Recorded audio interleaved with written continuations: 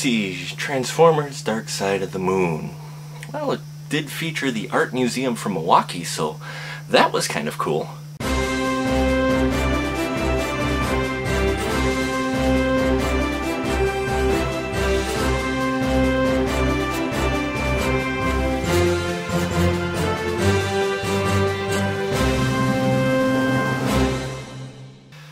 Yes, everyone, it is that time. It is I, and it's the wee hours of the morning, and I literally just came from the midnight showing of Transformers Dark of the Moon. And let me tell you, folks, Michael Bay really learned from the mistakes he made in the second one and the first one. And when I say learn, I mean he learned that he was doing something right, and by God, he had to change that. First off, I will say visually, special effects are all over the frickin' place. I don't think there's a single shot in this movie that doesn't have some kind of special effects, either practical or CGI. So it's just everywhere.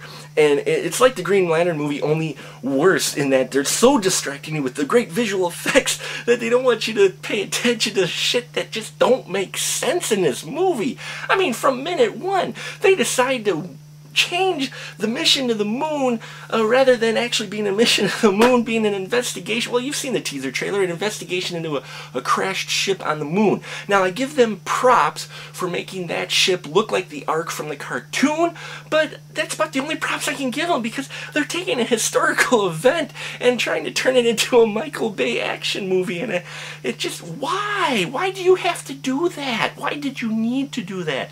And then he tosses out these references from like the G1 cartoon as if that's supposed to make it cool, okay? Comments like the Ark, okay, and trying to make the Ark look like the cartoon, okay? Talking about the bridge, okay, the teleportation device, that was in the cartoon, okay? And Shockwave. Now, Shockwave was a badass character, and now I'm talking about Soundwave, the tape deck, who is no longer a tape deck. He's a car, even though he's a Decepticon. Don't get me started on that. But now you've got a Shockwave, the badass gun who stayed on Cybertron in the cartoon and ran things there. He's down here with this kind of Hydra worm thing, and he's pretty scary still, you know, but still, they ruined him too. They crapped on everything. Michael Bay, stop it. Just stop it, okay? Folks, look, Transformers may be very flashy, but this movie's even more empty than the last one, okay? Where they try to put some character development with Wicky's character and make him more of a kind of a man type of thing. It still is empty. I mean, I actually had two people walk out of the film 5 minutes before the end of the movie. And then they got comedy. Yeah, okay, they got rid of the two guys that everybody protested about being, you know, a very cliche and kind of stereotypical and kind of racist characters. So they got rid of them and replaced them with two little guys who basically served the exact same purpose. Only these guys, I'm not even going to go into them, but let's just say that they serve the exact same purpose. And for some God knows reason, they felt the need to bring Turturro back, okay? And not only that, John Malkovich, do you really need the money that bad? I mean, it's bad enough Leonard Nimoy is not only in this film voice acting and ripping off lines from Star Trek. Look for it, it's there. But now you even got John Malkovich pulled into this. They must have paid him some serious cash, or he must have been on some serious drugs to go, oh yeah, Michael Bay, I'll sign up for this.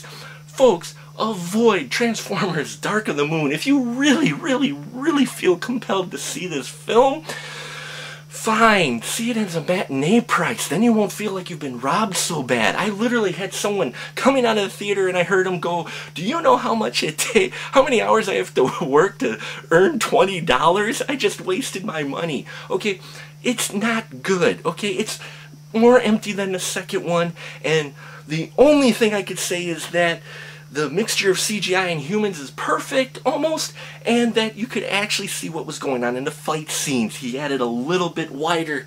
Michael Bay came out a little bit. He learned, like, one positive, gives it 1/2 of a stub. Okay, I had to do that just because Michael Bay, I could actually see what's going on in the fights. Thank you very much. But don't let that persuade you to see this film. Wait till it comes out on rental, okay? It's going to be rental price, Blu-ray, whatever.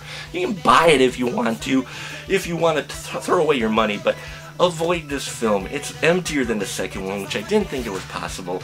And, you know, Witwicky traded in Megan Fox for this girl, and I would rather trade in this movie for this one. And that'll about do it for us here at Final Cut. Till next time, folks, keep that ticket stuff. Dare to be stupid, take some wooden nickel.